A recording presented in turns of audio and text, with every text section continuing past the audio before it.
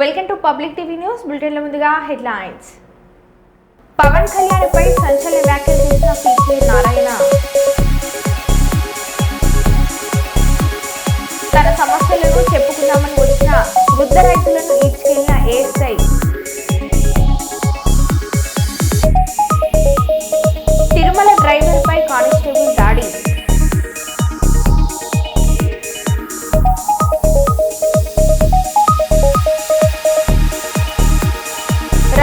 బక్రీద్ సందర్భంగా PS committee meeting నిర్వహణ.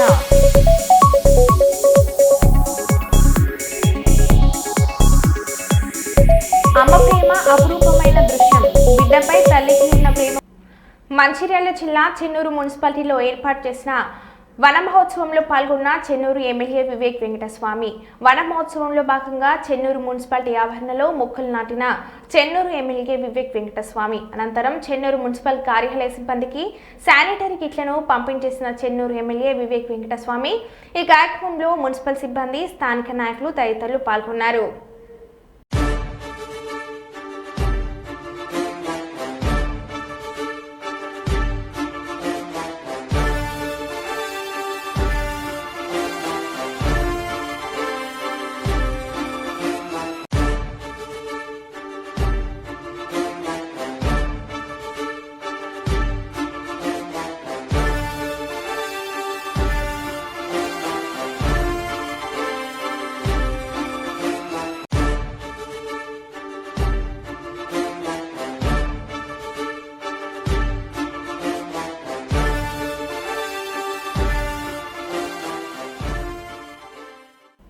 Ramagundam police commissioner Ambar Kishore ఆదేశాల మేరకు రాబోయే బక్రీద్ సందర్భంగా గోదార్ఖని ఏసీపీ పర్యవేక్షణలో గోదార్ఖని 1 టౌన్ పోలీస్ స్టేషన్లో గోదార్ఖని 1 టౌన్, గోదార్ఖని 2 టౌన్ మరియు రామగుండం సర్కిల్ పరిధిలోని ముస్లిం, హిందూ, క్రిస్టియన్ మత పెద్దలతో శాంతి సమావేశం ఏర్పాటు చేయడం జరిగింది.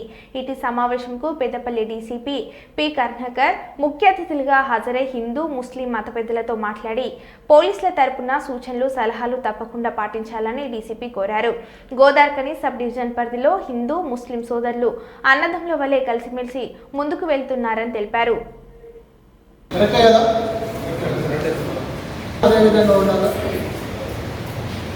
పశువుల రవాణా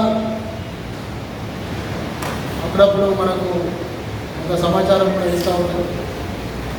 ఎవరికైనా ఏదైనా విషయం తెలిసినట్టయితే, పశువుల రవాణాకు సంబంధించిన విషయం ఏదైనా ఉన్నట్టయితే పోలీసుకు మాత్రమే తెలియజేయాలి.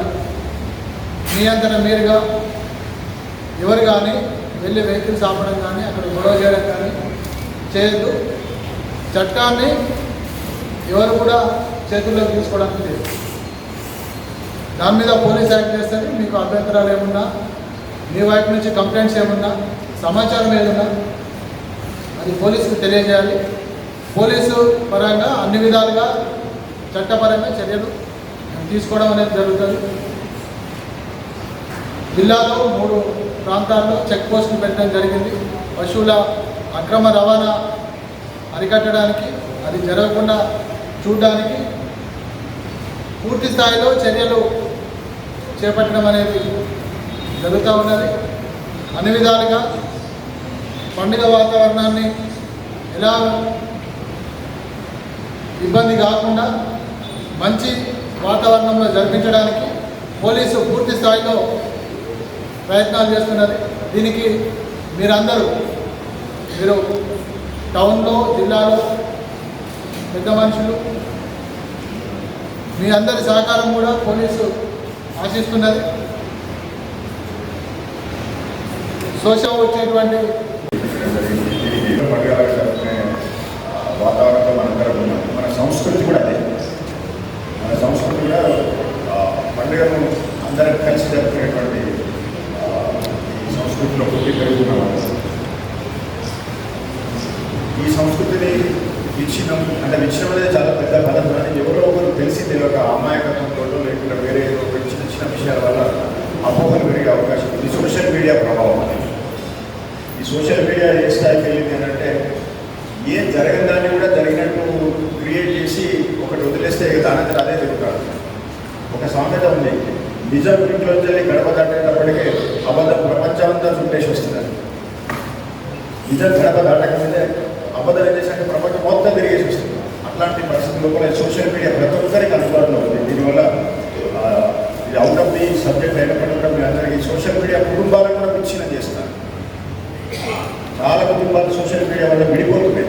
పిల్లలు 7th క్లాస్ చదివే పిల్లలు, 8th క్లాస్ చదివే పిల్లలు ఇక్కడనే ఒక విచిత్రమైన విషయం ఏంటంటే ఇక్కడికి శ్రీకాకుళం నీకు సంబంధం తెలియదు కానీ ఒక 4-5 కేసులు కలసుకమైన నినాదంతో అన్ని మతస్థుల వారం కలిసి ఉంటున్నాం. ఇప్పటివరకు సోషల్ మీడియా అని గురించి చెప్పారండి. ఇక్కడ ఉన్న దాంట్లో 50% మంది మనం సోషల్ మీడియా చూడమని. చిన్న సెల్ ఉండే ఇప్పుడు పెద్ద సెల్కి వచ్చారు. ఎవరికి వచ్చింది? మనం ఇప్పించినాం మన యువకులు, వాళ్ళ దగ్గరకు వచ్చింది. మన యువకుడు రెచ్చిపోతుండు, వాళ్ళని మనం కంట్రోల్ చేస్తాం. అది పోలీస్ శాఖ వారంగా గమనించాలని మన దేశంలో, మన రాష్ట్రంలో, మన గోదావరికంలో చట్టాలను నిర్వహిస్తుంది, చట్టాలను రూపొందించింది కూడా పోలీస్ శాఖ వారే, న్యాయశాఖ వారు మాత్రమే. వాటిని సరిగ్గా అమలు పరిస్తే ఎవరైతే రెచ్చిపోతారో, ఎవరైతే రెచ్చగొడతారో, ఎవరైతే రెచ్చిపోవాలనుకుంటారో వాళ్ళందరికీ శిక్ష పడుతుందండి. నేను భారతదేశ విషయం అనడం లేదు, మన పారిశ్రామిక ప్రాంతంలో అంటున్నా. అక్కడ చూస్తున్న పెద్దలు మేము ఒక 60 సంవత్సరాల నుంచి ఇక్కడ ఉత్సవాలు మేము చేయడం లేమండి, మేము చేస్తలేము. మీకు వ్యతిరేకంగా మేము ఏం చెప్పడం లేదు. ఏదైతే పద్ధతి ఉందో దాని ప్రకారమే నడుచుకుందాం. పద్ధతి దాటినప్పుడు వాళ్ళకు పని కల్పించిన వాళ్ళం అవుతాం. మీరు కల్పించొద్దు, మేము కల్పించొద్దు, మీరు మేము అనే భావనను తీసుకురావద్దు, కానీ అనక తప్పడం లేదు. కాబట్టి అన్యదా భావించొద్దు. పోలీస్ శాఖ వారు చట్టాలను చక్కగా అమలు పరుస్తారని ఈ రకంగా మాకు సమయం ఇచ్చినందుకు వారందరికీ ధన్యవాదాలు తెలియజేస్తాను. తండ్రి శవం పక్కనే ఉండగా ముఖ్యమంత్రి కుర్చీ కోసం సంతకాల సేకరణ, వెన్నుపోటు కథ, ఆస్తి కోసం తల్లిని చెల్లిని బయటకు పంపడం. వెన్నుపోటు కాదా, నీ సొంత చిన్నాలను నీ రాజకీయం కోసం నరికి చంపితే వెన్నుపోటు కాదా అని సోమిశెట్టి వెంకటేశ్వర్లు గూడా చైర్మన్ అన్నారు. నమస్కారం. జగన్ రెడ్డి వెన్నుపోటు దినమని చెప్పేసి ఈరోజు తెలుగుదేశం పార్టీ మీద దుష్ప్రచారం చేస్తున్నాము. వెన్నుపోటు పొడిచింది ఎవరు, వెన్నుపోటు అంటే ఎవరికి వర్తిస్తుంది అనేది నీకు తెలియదాగుతున్నా. సొంత చిన్నాలను గొడ్డలితో నరికి చంపి రాజకీయ కచ్చ మీ చిన్నాల మీదే తీర్చుకున్నందుకు ఇది కచ్చ సాధింప, లేకుంటే వెన్నుపోటు అంటారా? తల్లిని చెల్లిని ఆస్తిలో పంపకం ఇవ్వాల్సని ఇద్దరిని బయటికి పంపించింది, ఇది వెన్నుపోటు కాదా అంటున్నా. సొంత తండ్రి చనిపోయినప్పుడు సీఎం పదవి కోసం ఆశపడి ఎమ్మెల్యేల చేత సంతకాలు సేకరించింది నిజమా కాదా? ఇది వెన్నుపోట కాదా? కాంగ్రెస్ పార్టీలో మీ తండ్రి ఉండి అధికారం చలాయించి తండ్రికే ఎగనామం పెట్టినోడు, రాష్ట్రంలో ఉన్న పార్టీని మీ తండ్రికి ముఖ్యమంత్రి చేసిన పార్టీని కూడా వెన్నుపోటు వచ్చింది నీవా కాదా అడుగుతున్నా. వెన్నుపోటు అంటే నిన్ను చూసి నేర్చుకోవాలి ఎవడైనా సరే. వెన్నుపోటుదారు నెంబర్ 1. నీవు నమ్మి ఎక్కడో ఎక్కడైనా గనుల వద్ద ఎక్కడన్నా ఏదో పని జరిగేటప్పుడు కూడా అక్కడ మీ ఆస్తుల కోసం పెంచుకునేదానికి మీ కింద పనిచేసి మీరు ఎవరో కింద పనిచేసినటువంటి వ్యక్తులను కూడా నరికి చంపింది మీరా కాదా? ఆస్తుల కోసం ఏదైనా చేసేటి దుర్మార్గుడు నీవు. ఈ రాష్ట్రంలో ఒక రాక్షస పాలన ఉంది, నడిచింది. ఈ రాక్షస పాలనకు అడ్డుపద్దు లేకుండా కచ్చ సాధింపులు చేశావు, ఎంతోమందిని నరికించావు, చంపించావు, కేసులు పెట్టించావు. ఇది వెన్నుపోటు కాదు అడుగుతున్నా. తెలుగుదేశం పార్టీ వాళ్ళంటే ఎందుకు నీకు ఇంత కోపం? చంద్రబాబు అంటే ఎందుకు నీకు ఇంత కోపం? మా లోకేష్ అంటే ఎందుకు ఇంత కోపం? రెడ్ బుక్ అంటున్నావు. రెడ్ బుక్ అంటే ఏంటిది? తప్పు చేసిన వాడు ఎవడైనా సరే తప్పించుకోలేడు. ఎవరైనా సరే అన్యాయం చేసే మా కార్యకర్తలు, ఏ ఒక్కరి కార్యకర్తలు కూడా అన్యాయం చేసినటువంటి వాళ్ళని వదిలిపెట్టే సమస్య లేదని చెప్పేసి రెడ్ బుక్లో రాసినటువంటి మహానుభావుడు మా లోకేష్ యువనాయకుడు. నీకెందుకు భయం? నీ మాది వెన్నుపోటు పొడిచే పద్ధతి మా నాయకుల కొత్త లేదు. నువ్వు పక్కా వెన్నుపోటుదారుడు. నీవు ఈరోజు పిలిపించారు, సిగ్గు శర్మ ముందే నీకు. అసలు ఒక చీఫ్ మినిస్టర్గా చేసి, అసలు చీఫ్ మినిస్టర్ అంటే ముఖ్యమంత్రి అంటే ఏ విధంగా చేయాలి, రాష్ట్రాన్ని ఏ విధంగా తీసుకుపోవాలనే నీకు అసలు ఉందే ఆలోచన? నీకు ఆలోచనే లేదు. దేశంలో ఉన్న సంపదంతా కొల్లగొట్టావు, ఆర్థిక నేరస్తుడిగా మిగిలావు. ఈడీ అటాచ్మెంటు నీ మీద ఉంది. 16 నెలలు జైల్లో ఉండొచ్చావు. ఇవాళ బెయిల్ పైన ఉన్నావు. ఇవాళ నువ్వు చెప్తే నమ్మే పరిస్థితులు ప్రజలు లేరు. రాష్ట్రాన్ని అడ్డగోలుగా నరికి నాశనం చేశావు. అప్పుడు ఆంధ్రప్రదేశ్ చేశావు. నువ్వు వార్తలు పెంచుకున్నావు. ప్యాలెస్లు కట్టుకున్నావు, లండన్లో కట్టుకున్నావు, బెంగళూరులో కట్టుకున్నావు, హైదరాబాద్లో కట్టుకున్నావు, విజయవాడలో కట్టుకున్నావు. ఇన్ని కట్టుకుని ప్రజలకు వెన్నుపోటు పొడిచావా లేదా? రాష్ట్ర ఆర్థిక ఇబ్బంది పెట్టే పరిస్థితి తెచ్చావా లేదా? రాష్ట్రంలో ప్రజానికి అందరూ ఓటు వేసి నిన్ను గెలిపిస్తే అందరి ప్రజలు ఓటు వేసిన ప్రజలందరికీ వెన్నుపోటు పొడిచింది నీవా కాదు? దుర్మార్గుడా, ఇవాళ సిగ్గు లేకుండా రోడ్డు ఎక్కమంటావా? రోడ్డు కాదు, నీ మీద రాళ్ళ వర్షం కురిపించాలా. నువ్వు అనుకున్న జగన్ రెడ్డి నీ దుర్మార్గం ఇంకా ఇప్పటికీ ఆగలేదు. ఇంకా ఎన్ని అగకృతాలు చేస్తావు, ఎంతమంది నాశనం చేస్తావు? రాష్ట్రాన్ని బాగుపరచుంటూ మా నాయకుడు చంద్రబాబు నాయుడు ఏదో అహర్నిశలు ఇవాళ రాష్ట్రం కోసం ఎంతో ఇబ్బంది పడుతున్నాడు, కష్టపడుతున్నాడు. కేంద్రంతో సఖ్యతగా ఉండి కేంద్రంతో నిధులు తెచ్చి పోలవరం ప్రాజెక్టు ఇవాళ అమరావతి పూర్తి చేయడము, వైజాగ్లో డెవలప్ చేయడము, కర్నూలులో కోర్టు తేవడము, హైకోర్టు బెంచి తేవడము, ఇవన్నీ చేస్తూ ఉంటే కర్నూలు జిల్లాలో ఎన్నో పరిశ్రమలు వస్తున్నాయి. ఇన్ని జరుగుతుంటే ఆయన సంపద పెంచుతున్నాడు. రాష్ట్ర ఖజానా ఎట్ట నింపాలి, ఈ రాష్ట్ర అభివృద్ధి ఎట్ట చేయాలి, భారతదేశం నెంబర్ 1 రాష్ట్రంగా తీర్చిదిద్దేదానికి మా నాయకుడు కష్టపడుతుంటే ప్రజలందరూ మెచ్చుకొని 164 సీట్లు గెలిపిస్తే నీవు ఇవాళ ఈ ఒక్క తెలుగుదేశం పార్టీని, ఈ కూటమి ప్రభుత్వాన్ని వెన్నుపోటు అని అంటావా? వెన్నుపోటు దీనంగా చేస్తావా? సిగ్గు శర్మం ఉందా? ఇప్పటికైనా చెంపలు వేసుకొని నేను తప్పు చేస్తున్నా, నేను చేసింది చాలా తప్పు, నీచమైన పని చేస్తున్నానని చెంపలు వేసుకొని ప్రజలకు క్షమాపణ చెప్పాలని కోరుతున్నాను. రేషన్ షాపుల ముందు లైన్లో దర్శనమిస్తున్న సంచులు, చెప్పులు. ఉప్పల్ పరిధిలోని పీర్చాదిగూడ, కుర్మనగర్లోని రేషన్ షాప్ వద్ద, బోడుప్పల్ మున్సిపాలిటీ మేడిపల్లిలో రేషన్ షాప్ వద్ద ఉదయం నుండే రేషన్ షాపుల వద్ద పడిగాపులు కాస్తున్న లబ్ధిదారులు. ప్రభుత్వం 3 నెలలకు ఒకసారి ఇవ్వడంతో పాటు సాంకేతిక లోపాలు ఉన్నందున ఆలస్యం అవుతున్న రేషన్ సరఫరా ప్రక్రియ. సంచులు, చెప్పులు లైన్లో పెట్టి గంటలు వేచి ఉంటున్నాము. 3 నెలలు రేషన్ ఒకేసారి ఇస్తున్నప్పుడు సాంకేతిక లోపాలు సరిచేయాలని తెలియదా అంటూ ప్రభుత్వం పట్ల అసహనం వ్యక్తం చేస్తున్న లబ్ధిదారులు.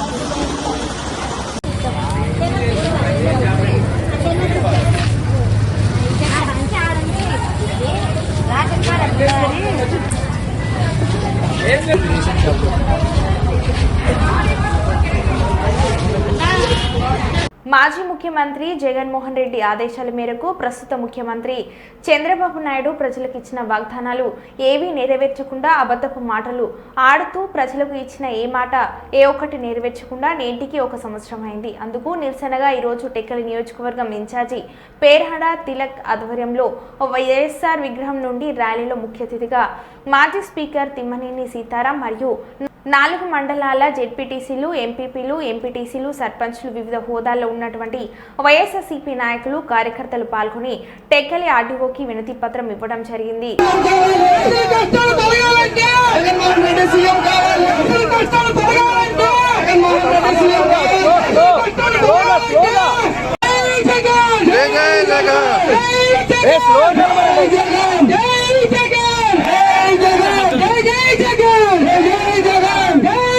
కుమారు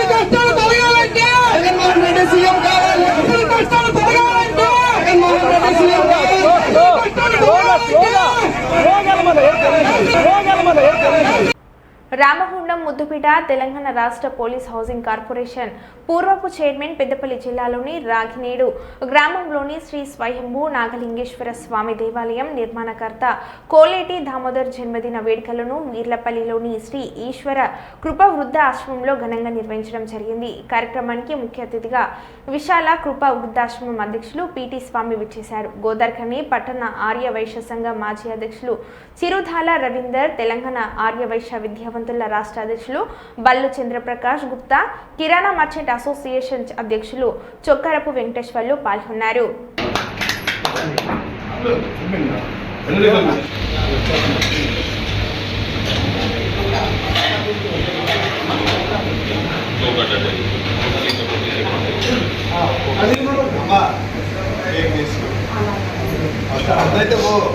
కేక్ ఇష్టపడే వాళ్ళు చివరి దగ్గర రండి.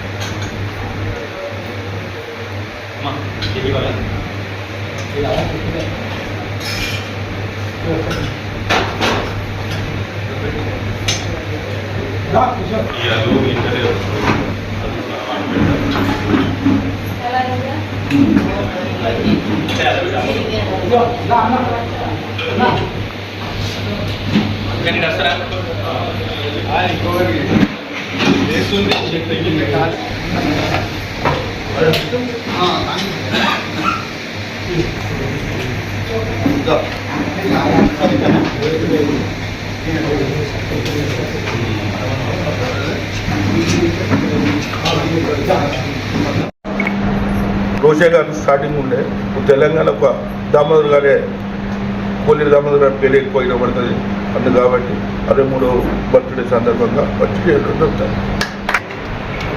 తెలంగాణ రాష్ట్రంలో ఉన్నటువంటి ఆదివాసీ సామాజిక వర్గంలో ఒక ప్రముఖమైనటువంటి వ్యక్తిగా, ఒక గుర్తింపు ఉన్నటువంటి ఒక రాజకీయవేత్తగా మన రామగుండం వాస్తవ్యులు అయినటువంటి పెద్దలు అన్నగారు కోలేటి దామోదర్ గారు ఈరోజు జన్మదిన వేడుకలను జరుపుకోవడం జరుగుతుంది. ఆయన 63వ పుట్టినరోజు సందర్భంగా మరి సాయి కృప వృద్ధాశ్రమంలో ఈ కార్యక్రమాన్ని మేము నిర్వహించాలని అనుకోవడం, వెంటనే మరి పిటి స్వామి గారిని మరి వాసును సంప్రదించి ఇక్కడికి వచ్చేసి మీ అందరితో పాటు కలిసి మరి అన్నగారి జన్మదిన వేడుకలను సెలబ్రేట్ చేయాలనేటువంటి ఉద్దేశంతో ఇక్కడికి రావడం జరిగింది. మీకు తెలుసో తెలియదో రామగుండంలో జన్మించి ఒక 30-35 అనుకుంటున్నాం. ఆ విధంగా పార్టీకి కానీ ఒక క్రమశిక్షణతోటి, ఒక చిత్తశుద్ధితోటి, ఒక అంకిత భావంతో పార్టీకి ఒక విధేయుడిలాగా పనిచేస్తూ మరి ఈనాటికి కూడా పార్టీని వీడకుండా అదే టీఆర్ఎస్ పార్టీలో కొనసాగుతూ ప్రస్తుతం అమెరికాలో డల్లాస్లో నిర్వహించిన టీఆర్ఎస్ రజతోత్సవ వేడుకల్లో పార్టీ వర్కింగ్ ప్రెసిడెంట్ కేటీఆర్తో పాటు వెళ్ళి ఆ కార్యక్రమాల్లో ఈరోజు దామోదర్ గారు డల్లాస్లో ఉండడం జరిగింది. మరి వారు లేకపోయినా కూడా ఖచ్చితంగా ప్రతి సంవత్సరం గోదావరికని ఏదో ఒక ప్రాంతాల్లో దామోదర్ బర్త్డేను మనం గ్రాండ్గా సెలబ్రేట్ చేసుకోవడం జరుగుతుంది. మరి ఈ సందర్భంగా మీ అందరినీ కలుపుకోవడం, మీ అందరి సమక్షంలో ఈ సెలబ్రేషన్ చేసుకోవడం అనేటువంటిది మాకు చాలా సంతోషంగా ఉంది. మరి మేము పిలవగానే విచ్చేసినటువంటి పెద్దలందరికీ కూడా ఇక్కడ చిత్రాల రవీంద్ర గారు, వెంకటేశ్వర్లు, విలాసు, కృష్ణ, రాజు, ఇంకా కిషోరు, తర్వాత మా ముత్యం, ఇంకా చంద్ర, వీళ్ళందరికీ కూడా మిత్రులందరికీ కూడా ఈ కార్యక్రమానికి విచ్చేసి దామోదరన్న జన్మదిన వేడుకల్లో పాలు పంచుకొని అందరికీ మరొకసారి ధన్యవాదాలు తెలుపుకుంటూ ముగిస్తున్నాను. Thank you. మన ఒక ప్రముఖమైనటువంటి వ్యక్తి, మన ప్రాంతంలో పుట్టి పెరిగి రాష్ట్ర హౌసింగ్ బోర్డు చైర్మన్గా పనిచేసినటువంటి కోలేటి దామోదర్ గారి నాకు కూడా బాగా దగ్గర మిత్రులు, ఆత్మీయుడు. వారి జన్మదిన సందర్భంగా మనందరి మధ్యకు వచ్చి ఆ వేడుకలను నిర్వహించడానికి విచ్చేసినటువంటి ఆర్యవైశ్య సంఘం ప్రముఖులందరికీ కూడా హృదయపూర్వకమైన కృతజ్ఞతలు, ధన్యవాదాలు తెలియజేస్తూ ఉన్నాను. వైశ్యులు అంటే నాకు ఒక సదభిప్రాయం, చాలా మంచి అభిప్రాయం ఉన్నది. సామాన్యంగా రాజకీయాలకు దూరంగా ఉంటారు. అన్ని పార్టీలు మనమే అంటారు, ఎవరు గెలిచినా ఎవరు ఉన్నా అంత మనదే అంటారు. కానీ కొంతమంది మాత్రమే ధైర్యం చేసి ఈ మధ్యన రాజకీయాల్లోకి వస్తున్నారు. రోషయ్య గారు చాలా గొప్ప వ్యక్తి, ఆయన మాట నేను చెప్పడం లేదు. కానీ మా దామోదర్ కానీ, మా చిత్రాల రవీందర్ కానీ ఇట్లాంటి వాళ్ళు ఇటీవల రాజకీయ రంగంలో ముందుకొచ్చి సమాజంలో మేము కూడా భాగస్వాములమే, ఏదైనా మంచి జరగాలి ఈ ప్రాంతాన్ని. చెట్లను చెత్తగా చూడవద్దు. పిల్లలకు సమానంగా చెట్లను పెంచాలి. భవిష్యత్తు తరాలకు ఆయువు అందాలంటే ప్రతి ఒక్కరూ చెట్లను చెత్తగా భావించకుండా పిల్లలను పెంచే విధంగా చెట్లను పెంచాలని Kurnool municipal corporation AE Vaishnavi తెలిపారు. కర్నూలు నగరంలోని జాతీయ రహదారి ఇంటర్నేషనల్ ఫంక్షనల్ నుంచి విశాల్ మార్ట్ వరకు ప్రపంచ పర్యావరణ దినోత్సవం సందర్భంగా శానిటరీ ఇన్స్పెక్టర్ ఎంవి రాఘవేంద్ర ఆధ్వర్యంలో చెట్లను నాటారు. ఈ సందర్భంగా ఎంవి వైష్ణవి మాట్లాడారు. ఇవాళ నా పేరు రాఘవేంద్ర, నేను ఇక్కడ 44, 45, 46 వార్డ్స్ సంబంధించి శానిటరీ ఇన్స్పెక్టర్. ఇవాళ మా యొక్క పారిశుద్ధ కార్మికులు అలానే సచివాలయ బృందము, అలాగే అలాగే ముఖ్య అతిథులుగా AE Vaishnavi madam engineering section నుంచి అటెండ్ కావడం జరిగింది. ఈరోజు మనం ప్రపంచ పర్యావరణ దినోత్సవాన్ని జూన్ 5న ప్రతి ఏటా మనము ఈ విధంగా వేడుకలాగా ఒక పండుగలాగా చేసుకుంటున్నాము. చెట్లు ప్రగతికి మెట్లు, వృక్షో రక్షతి రక్షిత అనేటువంటి నానుడితోటి ఇవాళ మనము ప్రతి ఏటా జూన్ 5న చెట్లను భారీ స్థాయిలో హరితాంధ్రప్రదేశ్ను సాధించే స్వర్ణాంధ్ర, స్వచ్ఛాంధ్ర లాంటి ఎన్నో ప్రోగ్రామ్స్ తోటి మన ప్రస్తుతం ఉన్న ప్రభుత్వం ఎంతో మంచి ఆలోచనలతోటి అభివృద్ధితోటి ముందుకెళ్తూ ఉంది. ఆనరబుల్ సీఎం గారి యొక్క ఆధ్వర్యంలో ముఖ్యంగా నేను నా యొక్క పారిశుద్ధ్య విభాగం నుంచి ప్రజలకు విజ్ఞప్తి చేసేది ఏమంటే, ఇంటి నుంచి వచ్చేటువంటి వ్యర్థాలను తడి పొడి హానికర వ్యర్థాలుగా వేరు చేసి ఇంటి వద్దకు వచ్చేటువంటి పారిశుద్ధ్య కార్మికులకు అందించాల్సిందిగా కోరుతున్నాను. వ్యర్థాలను ఎక్కడైతే మనము కరెక్ట్గా solid waste management rules, plastic waste management rules ప్రకారంగా వేరేసి ఇస్తామో అప్పుడు మన పరిసరాలు పరిశుభ్రంగా ఉంటాయి. మన ఇండ్లు, మన ఒళ్ళు మాత్రమే పరిశుభ్రంగా పెట్టుకుంటే కాదు, పరిసరం కూడా శుభ్రంగా పెట్టుకోవాలి. అందుకు ప్రజలందరూ తమ యొక్క సహాయ సహకారాలను మన యొక్క నగరపాలక సంస్థకు అందించాల్సిందిగా కోరుకుంటున్నాను. ముఖ్యంగా ఈ వ్యర్థాలు ఏవైతే ఉన్నాయో సరిగ్గా డిస్పోజ్ కాకపోతే అనేక రకాలైనటువంటి ప్రమాదాల బారిన పడాల్సి వస్తుంది. చెట్లను పెంచడం వల్ల ముఖ్యంగా మనకి వరదలు, ప్రకృతి విపత్తులు ఏమైనా కలిగినప్పుడు అవి మనుషుల యొక్క ప్రాణాలు కాపాడడంలో ముందుగా ఉంటాయి. కాబట్టి చెట్లుగా కాకుండా ఒక మనిషిలాగా వాటిని భావించి మంచిగా చూసుకోవాల్సిందిగా కోరుకుంటున్నాను. నమస్కారము. ముందుగా అందరికీ ఈరోజు పర్యావరణ దినోత్సవ శుభాకాంక్షలు. ఈ సంవత్సరం పర్యావరణ దినోత్సవ థీమ్ ఏంటంటే ప్లాస్టిక్ పొల్యూషన్ గ్లోబల్లీ. ముఖ్యంగా మన పర్యావరణానికి ముప్పు తెచ్చేది ఏదైనా ఉంది అంటే అది సింగిల్ యూస్ ప్లాస్టిక్స్. దానిని మనం అరికట్టాలి, దాని వాడకం మనం తగ్గించాలి. ముఖ్యంగా ప్రజల నుంచి మేము కోరుకునేది ఏంటంటే, ఇప్పుడు మీరు బజార్కి కానీ ఎక్కడికైనా వెళ్ళినప్పుడు సంచులు తీసుకొని వెళ్ళండి. అలాగే హోటల్స్లో వాటిలో సింగిల్ కొబ్బరి నీళ్ళ దగ్గర స్ట్రాస్ వాడడము, single use one time use చేసే స్పూన్స్ అవన్నీ వాడకం తగ్గించండి. అలాగే తడి చెత్తని పొడి చెత్తని వేరు చేసి మున్సిపాలిటీ వాళ్ళకి ఇవ్వండి. ముఖ్యంగా ఈ రోజనే కాదు, సంవత్సరంలో అట్లీస్ట్ మీ పుట్టినరోజు నాడు ఏదో ఒక రోజు ఒక మొక్కనన్నా నాటండి. మొక్కలు కొట్టేయడం చాలా సులువు, కానీ ఒక మొక్క పెంచడం చాలా కష్టం. అదే మిమ్మల్ని ఎప్పటికైనా తరతరాల పర్యావరణాన్ని కాపాడేది అది మాత్రమే. Thank you. అనంతపురం బెంగళూరు మధ్య మేము రైలు సేవలు అందుబాటులోకి వచ్చాయి. అనంతపురం రైల్వే స్టేషన్లో ఈ రైలును MP Ambika Lakshmi Narayana, Guntakal railway DRM Chandrashekar Gupta, జిల్లా కలెక్టర్ డాక్టర్ వినోద్ కుమార్, ఇతర ప్రజాప్రతినిధులు కలిసి ప్రారంభించారు.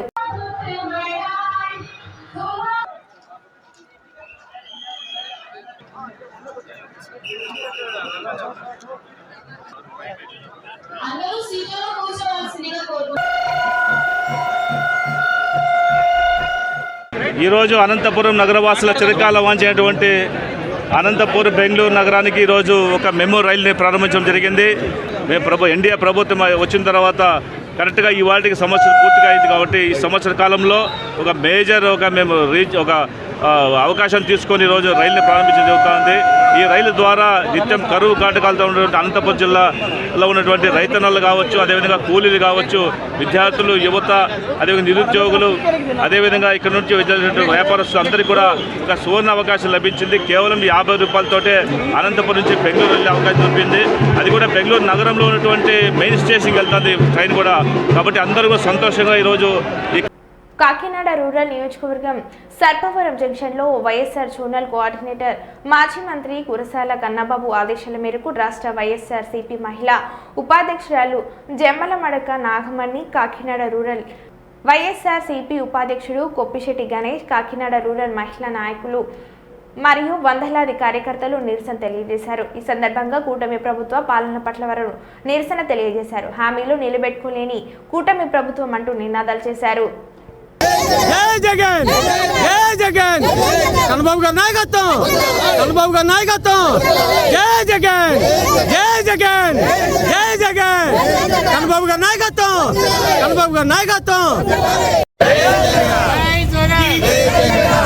కన్నబాబు గారి నాయకత్వం, జై జగన్, జై జగన్, జై జగన్, జై జగన్, జై జగన్, కన్నబాబు గారి నాయకత్వం, కన్నబాబు గారి నాయకత్వం, జై జగన్, జై జగన్, జై జగన్, కన్నబాబు గారి నాయకత్వం, కన్నబాబు గారి నాయకత్వం, జై జగన్, జై జగన్, జై జగన్, కన్నబాబు గారి నాయకత్వం, కన్నబాబు గారి నాయకత్వం.